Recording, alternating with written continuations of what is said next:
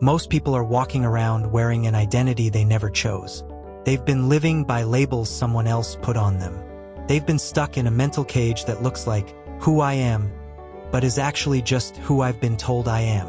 And today we're going to rip that mask off. This isn't going to be comfortable, but comfort never built confidence, and safety never built strength. If you're ready to stop living small and finally meet the real you, keep listening. Here's the brutal reality. You are not who you think you are. You are who you've decided you are. And most of those decisions were made unconsciously years ago when you didn't know better. Maybe someone told you you were shy, and you started acting shy. Maybe someone called you lazy, and you stopped trying. Maybe you failed once, and your brain decided you're not good at that. Over time, those labels stacked up until they became your truth. But here's the problem, none of those things are facts. They're stories, and you've been living inside them as if they're permanent.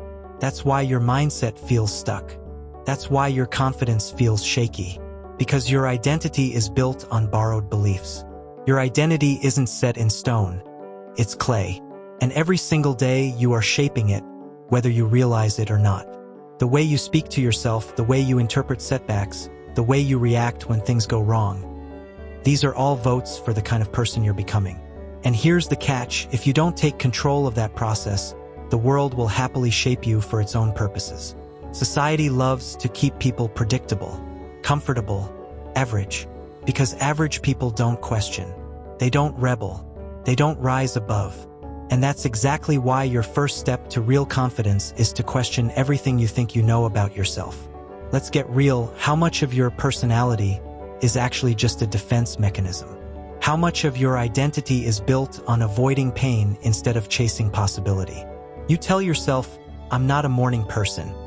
But is that truth, or just a habit you've repeated until it became a belief? You say, I'm bad at public speaking. But is that a permanent trait, or the result of a few awkward moments you never challenged? The danger isn't that you're wrong about yourself. It's that you never stop to check. Because once you believe something about yourself, your brain starts searching for proof. And it will find it over and over until you forget that belief was ever a choice. The transformation starts when you realize that identity is not found. It's forged. You don't discover the real you by sitting around waiting for it to appear. You build it through action. You become confident by doing things that scare you. You become disciplined by showing up when you don't feel like it. You become strong by walking straight into situations where you could fail. That's how identity works. Actions shape beliefs, and beliefs shape who you think you are. Which means that right now, you can decide to start casting votes for the future version of you instead of recycling the old one. But here's the thing, changing your identity is going to feel like betrayal. Not to the real you, but to the version of you that's been running the show for years. The old you will fight for survival. Your brain will scream, "This isn't me," when you step out of your comfort zone. Your friends might question why you're acting different. And every fiber of your being will want to run back to familiar habits. That's why most people quit. Not because they can't change, but because they don't understand that discomfort is the proof of change. If it doesn't feel uncomfortable, you're not rewriting your identity, you're just repainting the same old walls. The moment you stop clinging to the person you think you are, everything opens up. You can go from, I'm bad with money, to, I'm learning how to master my finances. From, I'm not disciplined, to, I'm becoming someone who follows through. From, I'm not confident, to, I'm building confidence every single day. These shifts might seem small, but they're everything. Because the words you use about yourself aren't descriptions, they're instructions. Every time you say, I am, your subconscious goes to work to make it true. So if you want a new life, you need new language. If you take one thing away from this, let it be this: confidence doesn't come from proving yourself to others. It comes from proving yourself to yourself. And that starts with one decision: to stop living as the outdated version of you. Break the loop. Rewrite the script. Build a mindset that serves your goals instead of sabotaging them. Choose an identity that reflects where you're going, not where you've been. Because the truth is, you're not stuck. You're just committed to a version of yourself that you've outgrown. So here's your challenge, and I'm not talking about something small or forgettable. I'm talking about something that could literally change the trajectory of your life if you actually commit to it. For the next 30 days, every single time you catch yourself saying the words, "I'm not the kind of person who," I want you to stop right there. Don't finish the sentence. Don't reinforce the old belief. Don't give your brain the satisfaction of staying in the same safe, limited identity it's been living in. Instead, I want you to flip it. Add the word "yet." That single word changes everything. I'm not the kind of person who wakes up early. Yet. I'm not the kind of person who speaks up in meetings. Yet. I'm not the kind of person who sticks with a workout routine. Yet. That tiny shift opens the door to possibility. It tells your brain, "Hey, this isn't permanent. This is just where I am right now, and I'm moving forward." Or if you really want to supercharge it, go one step further. Instead of just adding "yet," replace the entire phrase with something powerful, something that declares the future you're creating. Say, "I'm becoming the kind of person who," and then fill in the blank. "I'm becoming the kind of person who follows through on commitments.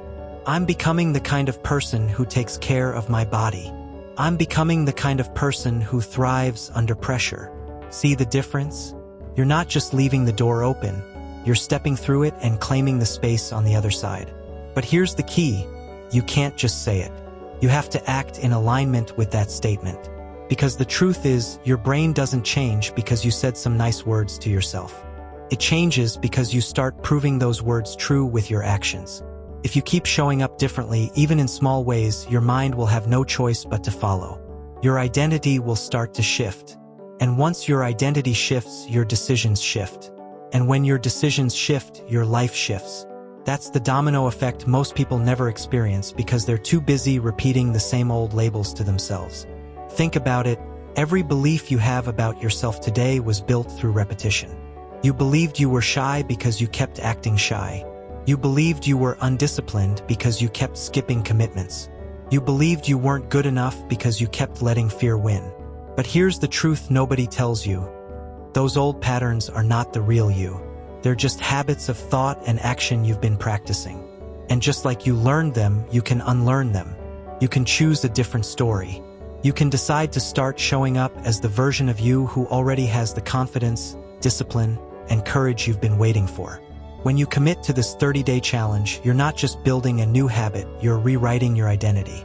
And that's powerful because identity always drives behavior. If you see yourself as a leader, you will act like one. If you see yourself as resilient, you will respond to challenges with strength. If you see yourself as confident, you will walk into the room differently, speak differently, and show up with a different kind of energy that people can feel. Your mindset becomes your reality, but only if you choose it and reinforce it daily. You are not who you think you are. You are who you decide to be over and over until the world has no choice but to see you that way. Your past does not get the final say. Your mistakes don't get to define you. That one failure doesn't mean you're a failure. It means you're a person who's still learning, still growing, still becoming. Every day you have the power to cast a vote for the person you want to be. Every choice you make is a brick in the foundation of your identity. And if you keep stacking those bricks in the same direction, one day you'll look around and realize you've built something unshakable. So decide wisely. Don't wait for confidence to show up before you act. Act first, and the confidence will follow. Don't wait for the perfect moment. There isn't one. The perfect moment is the one where you choose to step forward despite the fear, despite the doubt, despite the voice in your head telling you you're not ready. Because here's the secret. You're not supposed to feel ready. You're supposed to start before you feel ready, and then grow into the person who can handle it.